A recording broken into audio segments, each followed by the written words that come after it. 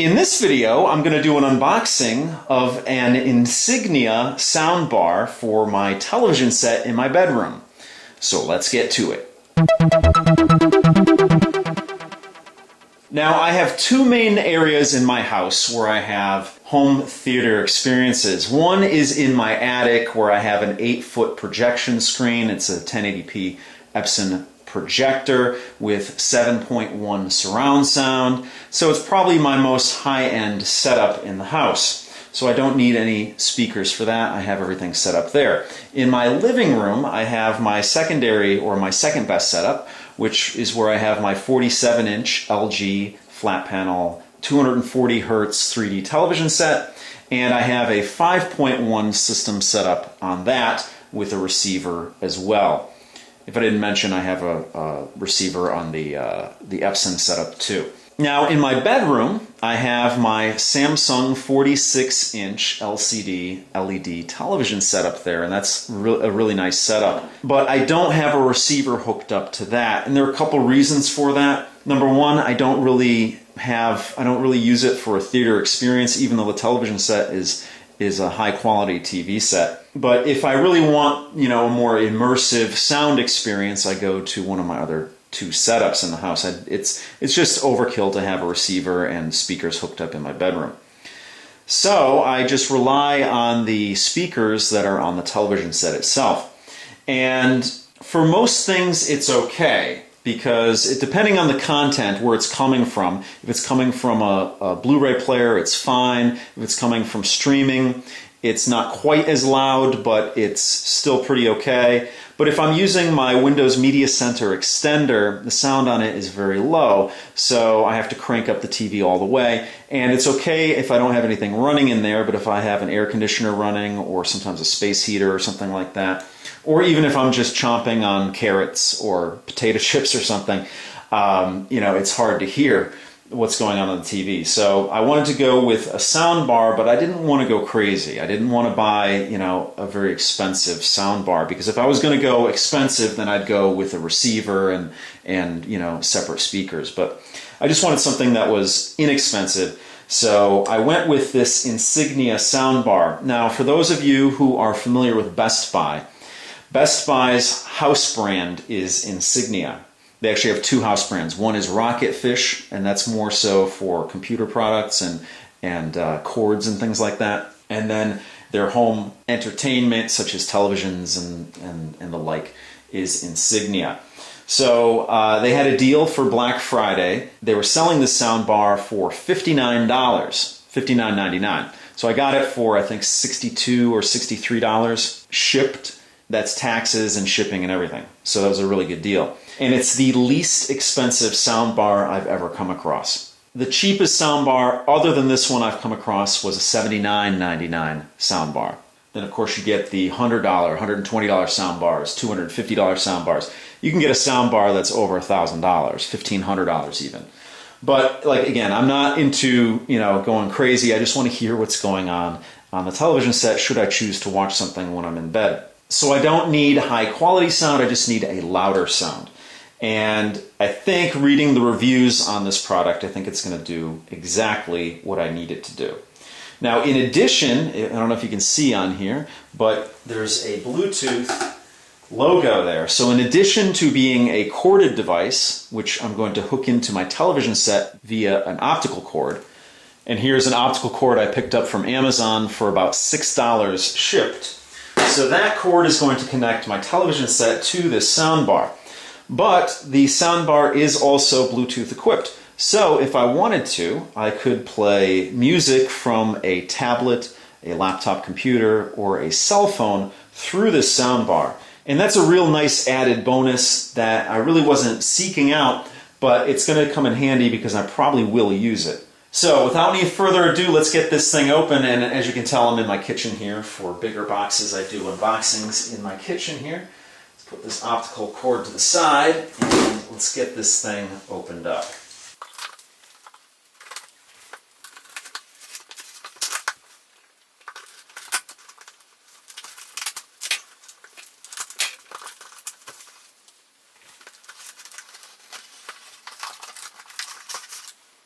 So first thing you see here is a template if you want to wall mount this thing. So this will show you how large or how long the device is, or how long the sound bar is, and it shows you where to drill holes to mount this on your wall.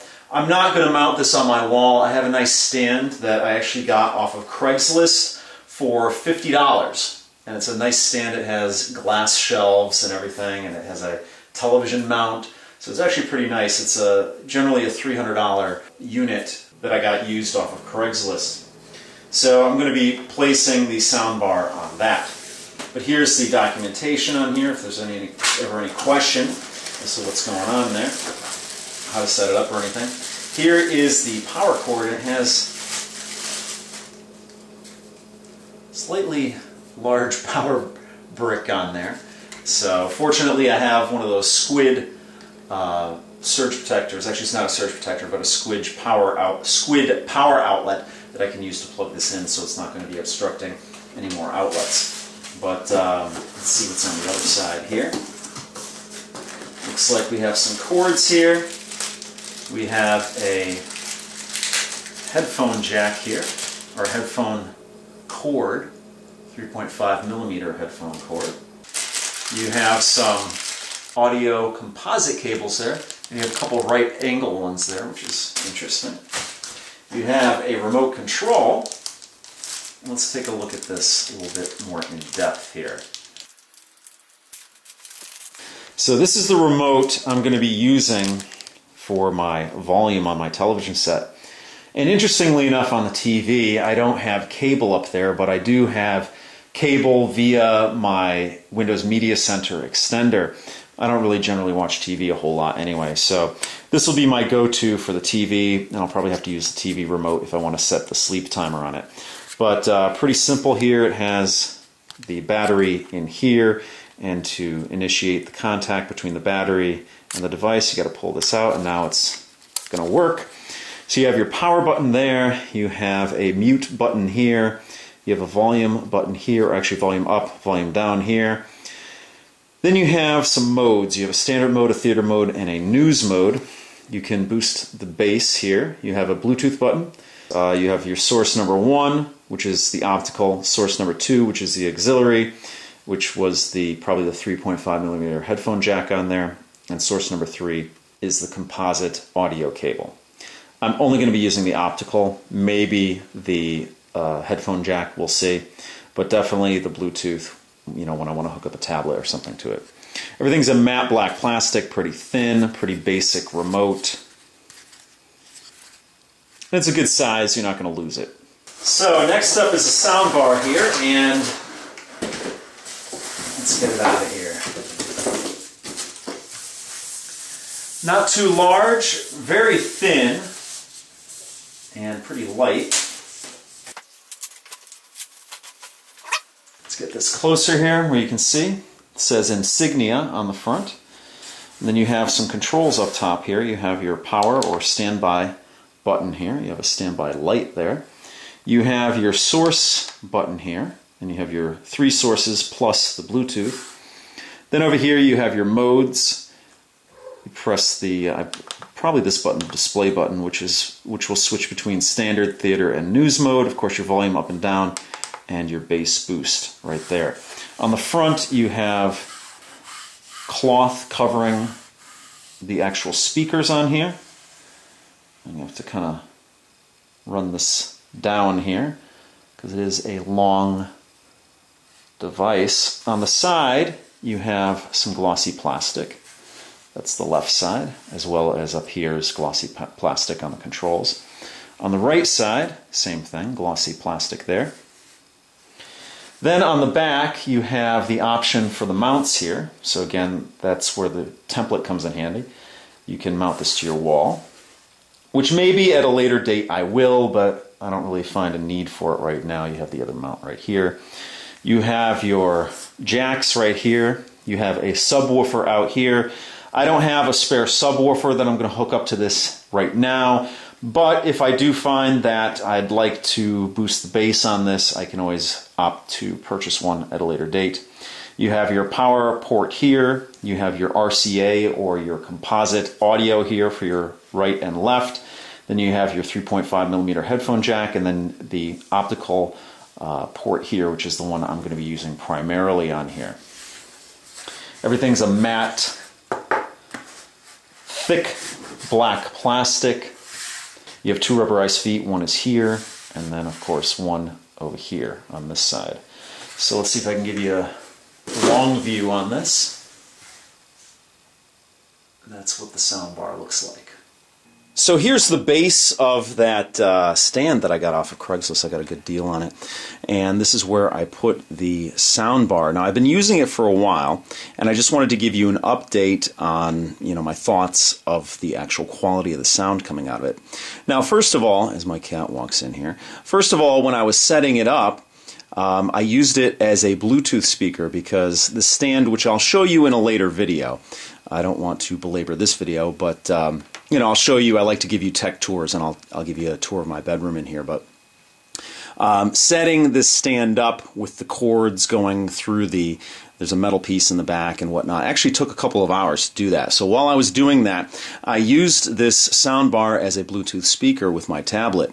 And the sound quality out of it, when you use a Bluetooth speaker, you know that the sound quality is diminished a little bit compared to a wired connection. But other than that, the sound was nice and loud, and I had no problems with it. It actually works very well as a Bluetooth speaker. Now, if you remember, I said that the TV sound quality depends on the input. So if I'm using a Blu-ray or an HD DVD in this case, or a DVD, the sound is very loud and there's no problems there. But depending on the input, when I use a Windows Media Center extender, for instance, the sound is very low. So the same is similar coming out of this soundbar, unfortunately. Now it is louder than the sound coming out of the television set, so that has been accomplished, but it's not as loud as you would get out of a receiver. But I can say that the sound is much fuller out of this soundbar. So I get, you have a bass boost on this if you'd like. I have it not selected right now, but you could put that on there. And even when the bass boost is not selected, it's much more of a full sound than you get out of the television set. So somewhat of an upgrade from the TV speakers. Again, you get a fuller sound, a somewhat louder sound, but not quite there what you would get out of a full receiver with dedicated speakers. So, mission accomplished as far as getting louder sound in my bedroom here, but it could actually be still louder at that. So, we'll see if I actually keep the sound bar or move it to somewhere else. But so far, it was decent. For the money I spent on it, it was money well spent because it does accomplish what I want out of it, even if it isn't quite as loud as I'd want it to be. So that's going to do it for this video. If you have any questions or comments, please post them down below. If you like what you see, please subscribe. And as always, if you want to help out my channel, give me a thumbs up, favorite this video, share this video, or you can actually join my Patreon. I do some giveaways over on Patreon now and again, and you can check it out at patreon.com/TechHarvest. And also, if you want to click in the upper right-hand corner of this video, you can drop me a tip, only if you want to. TechHarvest is free, but if you like what I do, you can drop me a tip by clicking on the link in the upper right-hand corner of this video. So thanks so much for watching, and I'll see you guys next time.